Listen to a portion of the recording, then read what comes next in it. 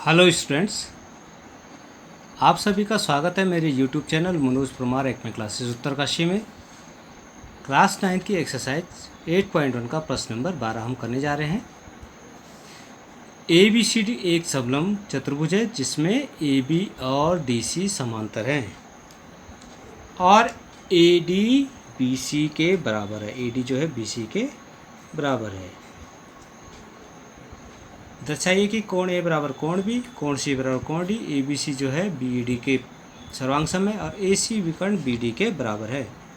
इसको सिद्ध करने के लिए आइए सबसे पहले हम AB को बढ़ाते हैं। AB को हमने ये बढ़ा दिया, ठीक है।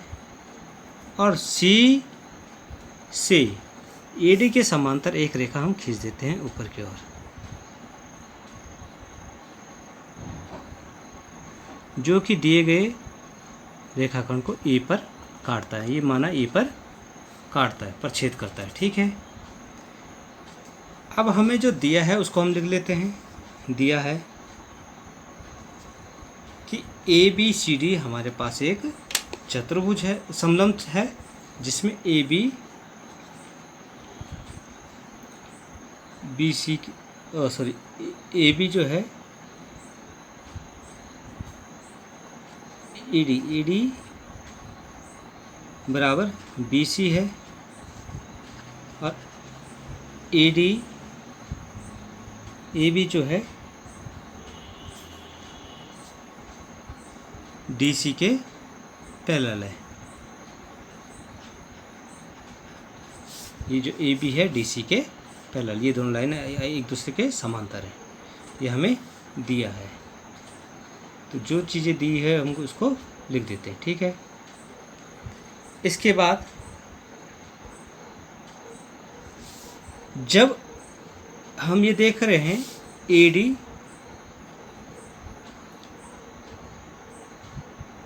के समांतर हमने एक रेखा CE खींची है, ठीक है।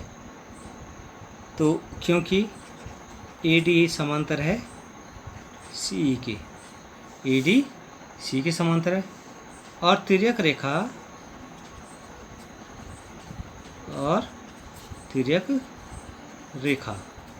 जिसकी हम बात कर रहे हैं AE, उन्हें क्रमशः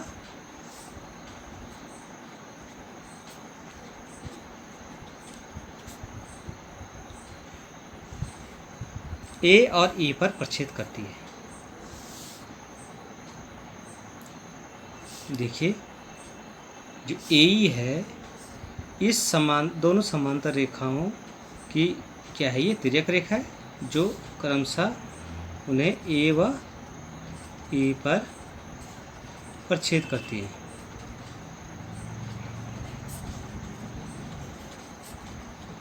यदि ये इसको प्रक्षेद करती हैं तो जो कोण E और कोण A होगा, E और A होगा, इसका मान क्या होगा, 180 होगा। क्योंकि यदि कोई दो समांतर रेखाओं को तिर्यक रेखा प्रक्षेद करती है तो उसके द्वारा बनाए गए कोणों का योग 180 होता है, ठीक है। अब AB, क्योंकि AB जो है CD के समांतर है, दिख रहा है यहाँ पे AB जो है CD के समांतर है और AD CE के समांतर है। जो AD है CE के समांतर है।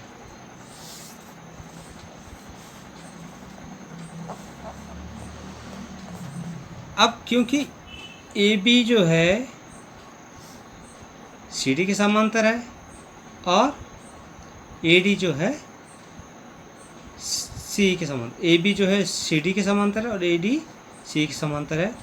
अब अगर ये समांतर है तो इसका मतलब ABCD एक समांतर चतुर्भुज है। अतः ABCD एक समांतर चतुर्भुज है, ठीक है। तो अब जब ये समांतर चतुर्भुज है तो इसका मतलब क्या होगा, ए डी जो है, सी ई की बात कर रहे हैं, हाँ ए डी जो है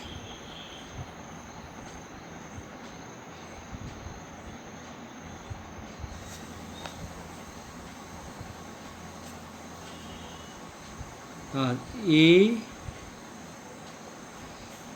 ई सी डी लिखना था मैंने, गलती से मैंने कुछ और लिख दिया, इसको सही कर देंगे। ए ई सी डी क्या है, एक समांतर चतुर्भुज है।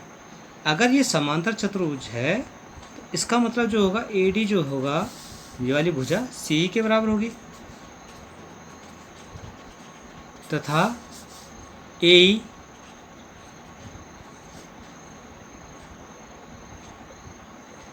और जो हमारे पास बी सी जो भुजा होगी, बी सी जो भुजा होगी वो सी ई के बराबर होगी। अब ये सी ई के बराबर क्यों होगी, क्योंकि हमें जो दिया है ए डी बराबर बी सी दे रखा है, ए डी बराबर क्या दे रखा है, बी सी दे रखा है, इसलिए हमने ए डी की जगह क्या लिख दिया, बी सी लिख दिया।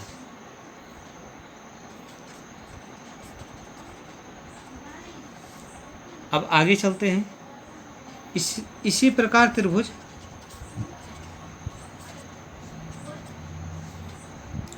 बी सी ई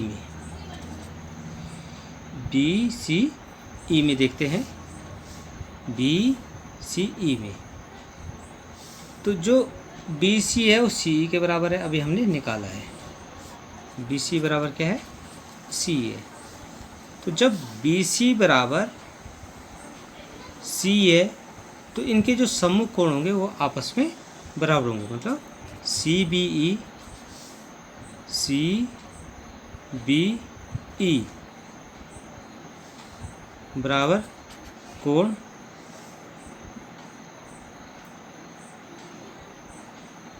ये वाला कोण हो गया आपके पास कोण सी ई पी, सी ई बी। देखिए बी सी के सम्मुख कोण सी ई बी हो गया, ठीक है, और सी ई के सम्मुख कोण हो गया सी बी ई। तो सम्मुख कोण क्या होते हैं, आपस में बराबर होते हैं, लिखेंगे सम्मुख कोण बराबर होते हैं। यहाँ पे लिखेंगे सम्मुख भुजा के सम्मुख कोण आपस में बराबर होते हैं, ठीक है, इस वजह से हमने इसको बराबर लिखा। अब आप यहाँ पे देखेंगे सी बी ई जो है ये है 180 माइनस कोण बी,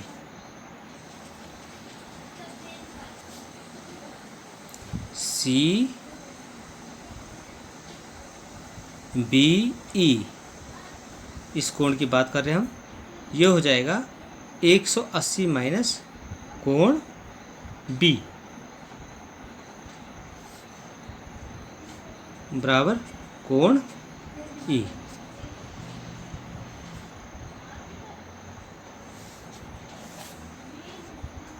अब देखिए जो कोण ए की बात कर रहे हैं वो क्या होगा, 180 माइनस कोण बी। अब कोण बी को इस तरफ ले जाइए तो ये हो जाएगा कोण बी प्लस कोण ई बराबर 180 डिग्री, ठीक है। तो ये आपके पास समीकरण 2 लेके हम चलते हैं और जो ऊपर था वही समीकरण 1 लेके चलते हैं। तो ये जो हमने कोण लिखा सी बी ई ये लिखा, इस पूरे कोण से हमने क्या कर दिया 180 माइनस कोण बी को घटा दिया, तो इस वजह से हमने 180 माइनस बी लिखा इसे, ठीक है, और इस कोण को ई रहने दिया। तो ये समीकरण 1 और 2 से अब हम देखते हैं। यहाँ पे देखिए समीकरण 1 और 2 से, समीकरण 1 और 2 से देखिए कोण ए और ई जो है 180 है और यहाँ कोण बी और ई 180 है, ठीक है। तो समीकरण 1 और 2 से, समीकरण 1 व समीकरण 2 से इन दोनों से हमने देखा कि जब ये कोण दोनों बराबर हैं, ठीक है, 180 180, तो ये भी लेफ्ट हैंड साइड में भी बराबर हो जाएंगे। तो कोण ए प्लस कोण ई बराबर कोण बी प्लस कोण ई, ये कट गया। तो कोण ए बराबर क्या आ गया, कोण बी, सिद्ध हुआ।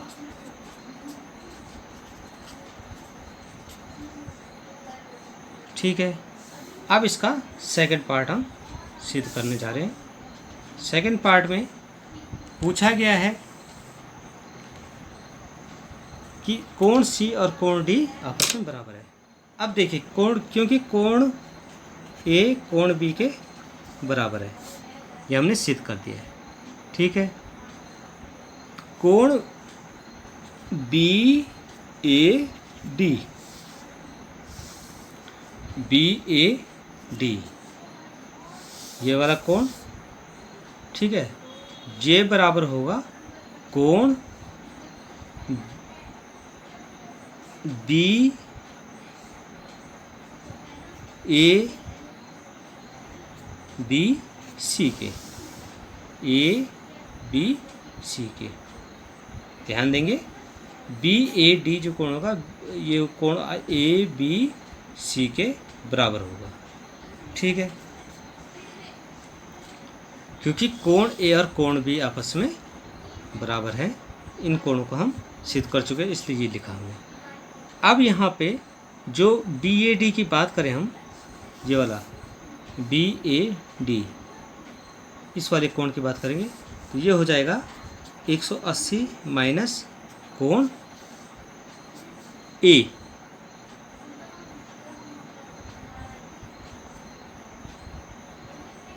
मतलब बी ए डी। हमने क्या किया, 180 में से दोनों तरफ से दोनों कोणों को 180 से घटा दिया।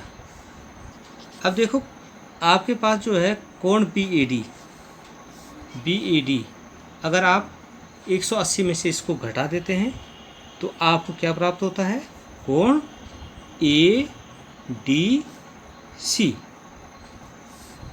कोण ए डी सी।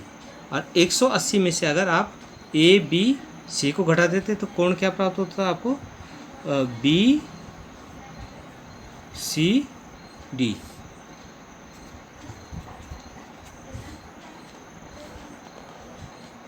ठीक है, इससे हमें क्या प्राप्त हुआ, कोण सी बराबर कोण डी, ये हमें प्राप्त हो गया।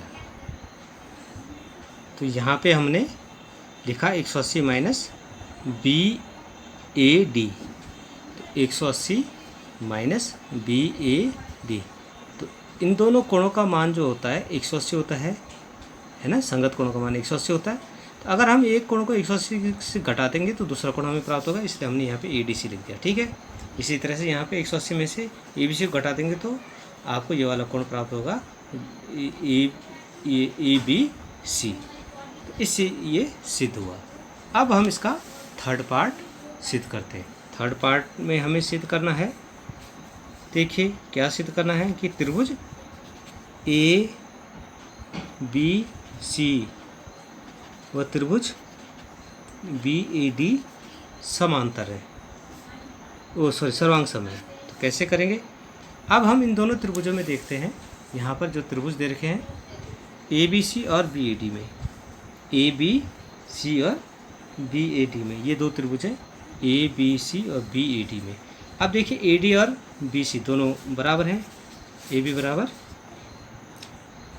ए डी बराबर दे रखा है बी सी, ये आपके पास पहले से दिया है। ठीक है, ये बराबर है ए बी, दोनों का देख रहे हैं आप, ए बी दोनों त्रिभुजों का उभयनिष्ठ भुजा है, उभयनिष्ठ भुजा। ठीक है, उभयनिष्ठ भुजा है। और कोण ए और बी बराबर है, कोण ए बराबर कोण बी, ये हमने सिद्ध कर चुका है। इसलिए हम ये कह सकते हैं कि त्रिभुज ए बी सी सर्वांग सम है त्रिभुज बी ए डी के सिद्ध हुआ। ठीक है, अब देखिए चौथा पार्ट है, ये सिद्ध करना हमने